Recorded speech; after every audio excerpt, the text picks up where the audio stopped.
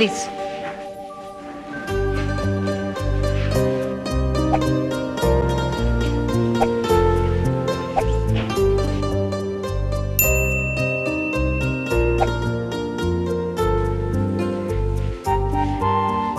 जैसा कि आप सब देख रहे हैं, हमारे बीच माननीय गवर्नर साहब आ गए हैं। अब मैं इस महिला नवजीवन आश्रम के चेयरमैन श्री सूरजमल जी से आग्रह करूंगी कि वो फूल माला से गवर्नर साहब का स्वागत करें।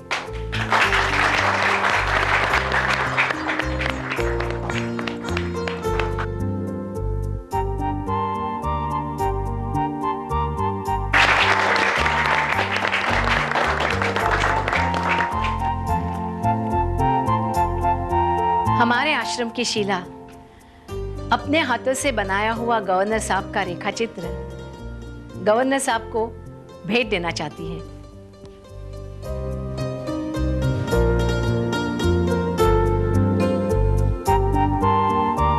अब मैं श्री सूरजमल जी से निवेदन करूंगी कि वो हमारे इस आश्रम के बारे में 2 शब्द कहें।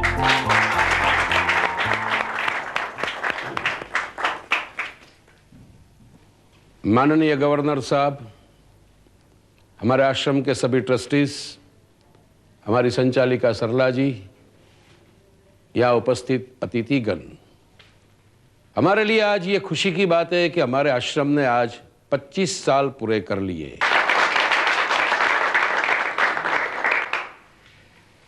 इस आश्रम की स्थापना इसी उद्देश्य से की गई थी कि मजबूर और बेसहारा औरतों को यहां सहारा मिलेगा।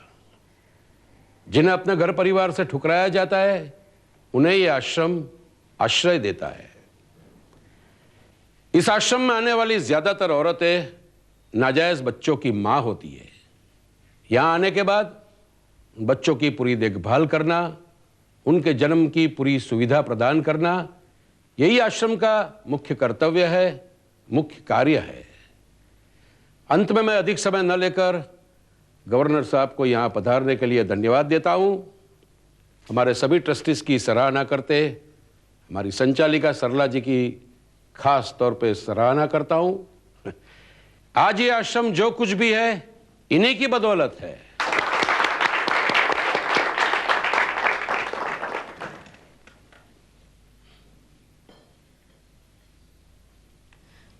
उपस्थित सज्जनों, जैसा कि सूरजमल जी ने हमारे आश्रम के बारे में परिचय दिया, मैं उसी बात को आगे बढ़ाते हुए आश्रम के मुख्य कार्य की ओर आपका ध्यान चाहूंगी। यह आश्रम बच्चों को दत्तक देता है।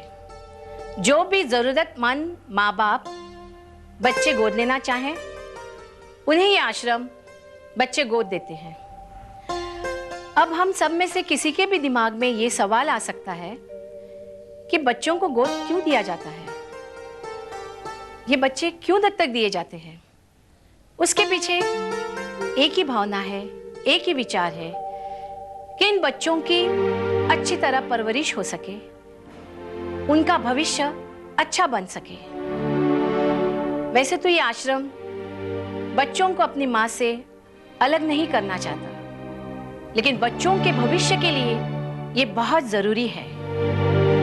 आज हमारे बीच स्वीडन से मिस्टर एंड मिसेस ओलिवर इसीलिए आए हैं। अब मैं माननीय गवर्नर साहब से निवेदन करूंगी कि वो आशीर्वाद स्वरूप हमें 2 शब्द कहें।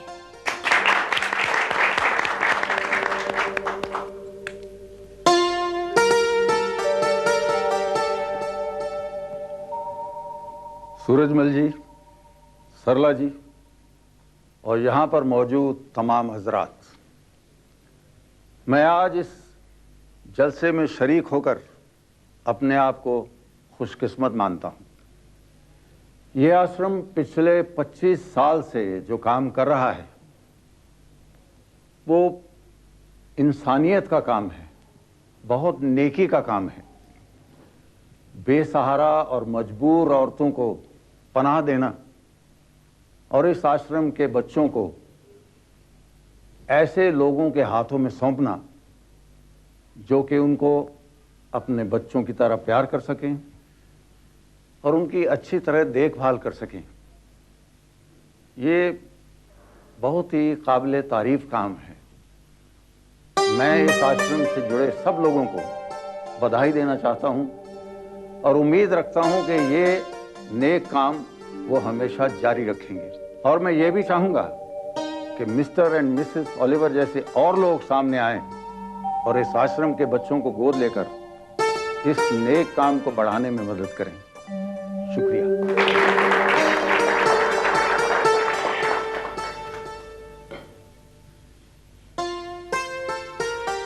अब मैं दत्तक देने की रस्म का मुख्य कार्यक्रम शुरू करना चाहती हूँ। इससे पहले मैं ये बताना चाहूंगी कि मिस्टर मिसेस ओलिवर ने इस आश्रम से 2 बच्चे चुने हैं। उसमें से एक बच्चा है कुंती का कर्ण।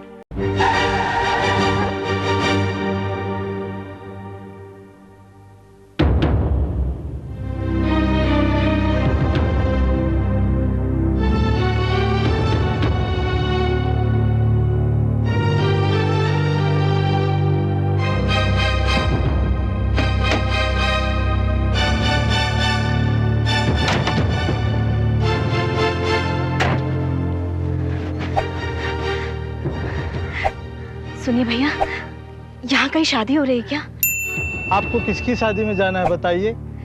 जी असल में हमें किसी की तलाश है। बारात आज ही आई है, इसलिए जानना चाह रहे थे कि शादी कहाँ हो रही है। शादी तो कई जगह पे हो रही है। आप लोग शादी में शामिल होने के लिए आए, ठीक से पता भी नहीं लिए? क्या पूरी खाने की बहुत जल्दी थी क्या? अरे नहीं भाई साहब, आप इतना बता दीजिए कि शहर में कितने हॉल हैं जहाँ शादियाँ होती हैं। शादी के हाल तो बहुत है। हाल के अलावा लोग घरों में शादी करते हैं। आप कहाँ कहाँ ढूंढेंगे, कैसे पता चलेगा? लेकिन मैं सिर्फ इतना जानना चाहते हैं। चलिए। लेकिन अरे चलिए ना, आइए। कहाँ से चले जाते, पूरे गेम की सत्यानाश कर दी। चल फिर से बात। और दूसरी प्रभा की बेटी है। मिस्टर और मिसेस ओलिवर ने अपने दोस्त के लिए उसे चुना है। वो यहां से उसे लेकर अपने दोस्त को दे देंगे। अब मैं मिस्टर एंड मिसेस ओलिवर से कहूंगी कि गोद लेने के पीछे उनकी क्या सोच और धारणा है, वो यहां सामने आकर सबको बताएं।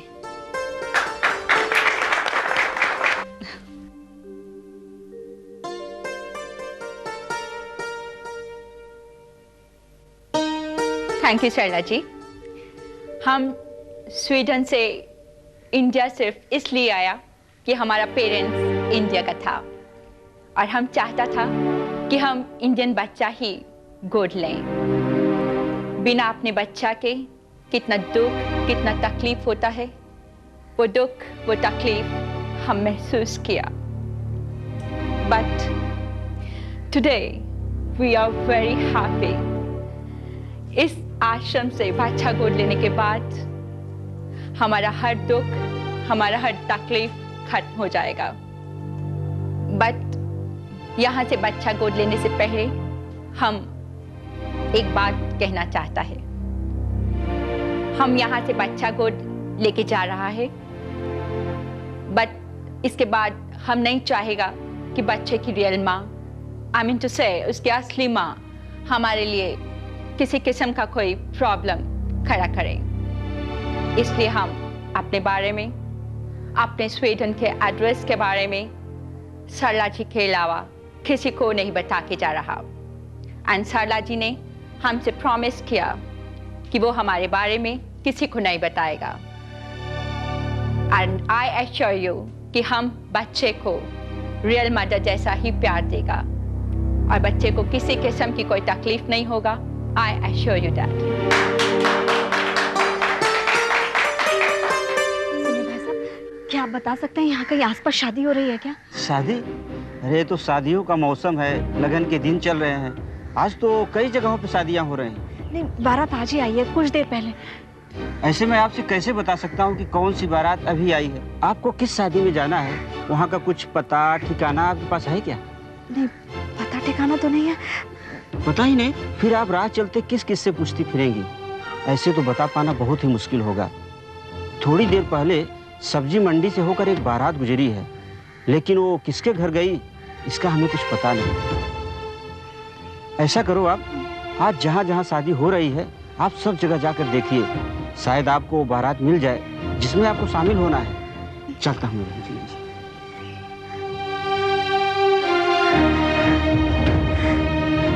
कैसे पता चलेगा? ढूंढते ढूंढते शाम हो गई है, कहीं बस शादी हो गई तो फिर मैं कहीं बहुत देर ना हो जाए। कुंती जी, आप निराश मत होइए, हनुमान जी आपकी मदद करेंगे। तब मदद करेंगे जब वहां मन शादी कर लेगा, तो फिर मेरा वहां पहुंचने से। लेकिन ये तो तुम्हें नागपुर आने से पहले ही पता था ना कुंती? पार्वती जी आप भी। आप हमेशा मुझे चुप क्यों करा देते हैं हिम्मत जी? आखिर इतने बड़े शहर में बिना किसी पते ठिकाने के किसी को ढूंढना कोई मजाक है क्या? मजाक तो विधाता ने किया है मेरे साथ।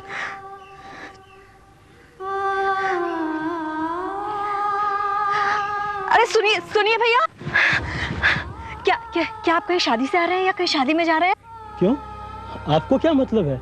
मैं कहीं भी आऊं कहीं भी जाऊं? नहीं, मैं सिर्फ ये जानना चाह रही थी कि यहाँ कहीं आसपास शादी हो रही है क्या? जी हाँ, हो रही है ना। एक तो गवर्नमेंट स्कूल में जहाँ से मैं आ रहा हूँ, और दूसरी कचेरी रोड पर जहाँ मैं जा रहा हूँ। बताइए आपको किस शादी में शामिल होना है? सुनिए, अजीब है, शादी में जाना है लेकिन कहाँ ये पता नहीं है। चलो भैया। भैया जरा रुकना।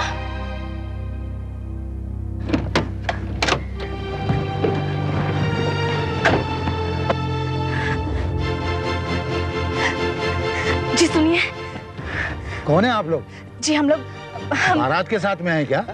जी नहीं, हम सिर्फ ये जानना चाहते हैं कि दूल्हा कौन है, बारात कहाँ से आई है? नासिक से आई है बारात।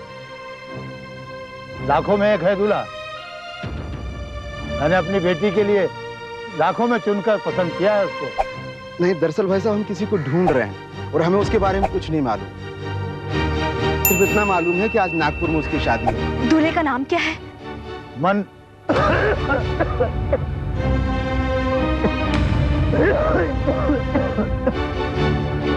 मनसुख नाम है उसका। नासिक के बहुत बड़े व्यापारी का बेटा है। अब चलिए यहाँ से।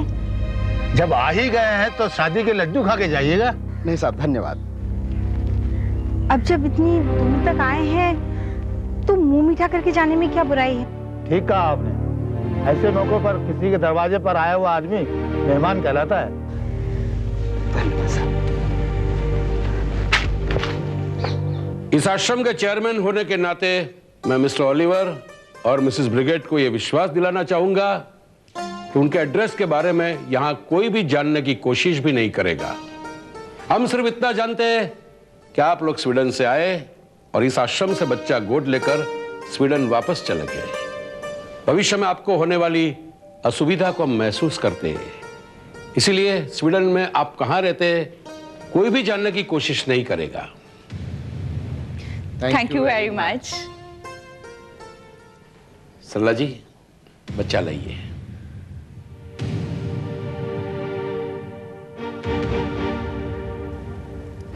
सरला जी, बच्चा लाइए। हाँ हाँ जी जी।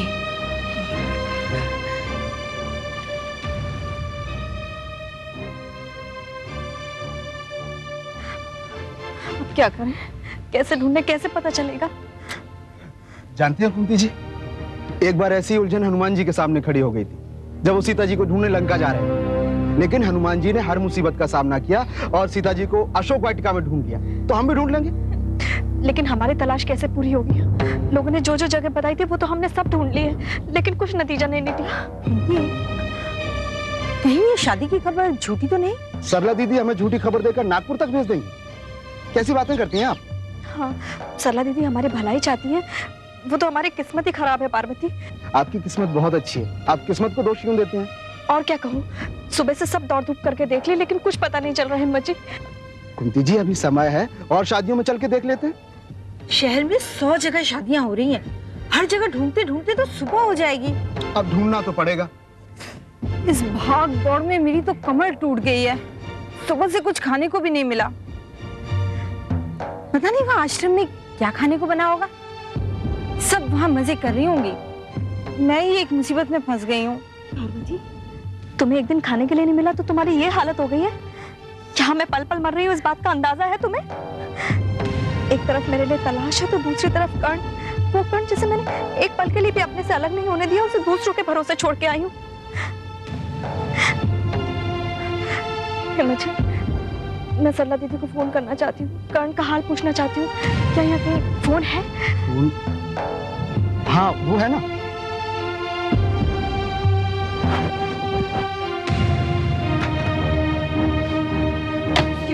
एक्सक्यूज मी, पहले मुझे बात करने दीजिए, मुझे बहुत अर्जेंट बात करनी है। मुझे भी अर्जेंट बात करनी है। देखिए मैं आपसे रिक्वेस्ट कर रही हूँ, प्लीज प्लीज पहले। मेरी भी कोई अर्जेंसी है, आप 2 मिनट रुकिए, बाद में फोन करना, पहले मुझे फोन करने दो।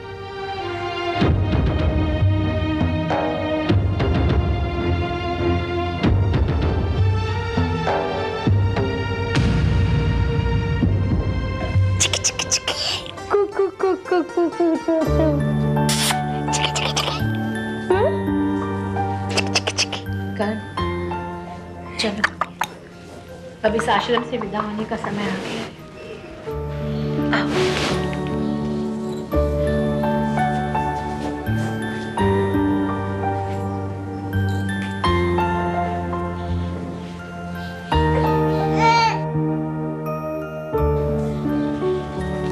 अरे भाई बड़ी मस्त जगह है, आधा दिन पिकनिक मनाएंगे, तू जल्दी से आ जा। हैं? इमरान भी आ रहा है, तू भूलना मत, तू आ जा जल्दी से। हाँ लो भैया अपने पैसा लो। अच्छा तो भाई भाई साहब प्लीज मुझे फोन करने दीजिए ना पहले। क्यों, आपको क्यों फोन करने दूं? इतनी देर से मैं लाइन में खड़ा हूँ। अरे भाई साहब इन्हें जरा जरूरी बात करनी। अरे हमें भी जरूरी बात करनी है, आपका जब नंबर आएगा आप बात कीजिएगा। भाई साहब प्लीज इनसे बोलिए ना, मुझे बहुत अर्जेंट बात करनी है। अरे ऐसे कैसे बात करने देंगे, सब लाइन में है। अगर आपको बहुत जल्दी है तो कहीं और जाइए। कुंती, यहाँ बहस करने से कोई फायदा नहीं, चलो हम कहीं और से फोन करते हैं। लेकिन पार्वती अगर वहां भी लाई हुई तो क्या करेंगे? मेरा घर पता नहीं किस हाल में होगा।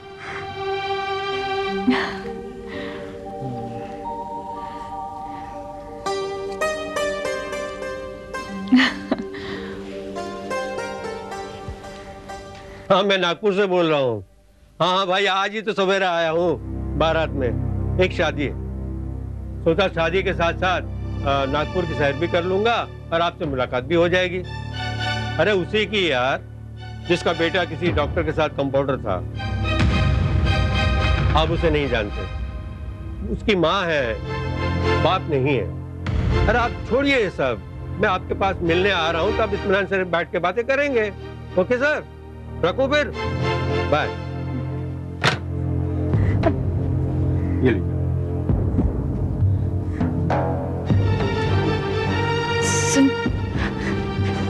सुनिए भाई साहब, हाँ जी? आप अभी फोन पर किसी शादी के बारे में बात कर रहे थे। हाँ लेकिन आपको उससे क्या मतलब है? नहीं असल में मुझे उसी शादी में जाना है और मुझे पता मालूम नहीं है। तो ऐसी वो जगह यहाँ से बहुत दूर नहीं है, आप किसी से भी पूछिए सुंदर नगर कहाँ है, कोई भी बता देगा। सुंदर नगर में नगर पालिका स्कूल में शादी हो रही है। सुंदर नगर पालिका स्कूल? हाँ अच्छा, जब आप यहाँ आए तो शादी शुरू हो चुकी थी क्या? नहीं, होने वाली थी। मैंने सोचा शादी देखना तो बहुत बोरिंग होता है, लेकिन अब तक तो शादी हो चुकी होगी। हिम्मत जी, पार्वती जल्दी चलिए चलिए। सरला जी अब जल्दी से एडॉप्शन की सेरेमनी पूरी कर दीजिए। सरला जी व्हाट हैपेंड? क्या हुआ सरला जी? सरला जी, बच्चा गवर्नर साहब को दीजिए और गोद देने की रस्म पूरी कीजिए। अब देर किस बात की है?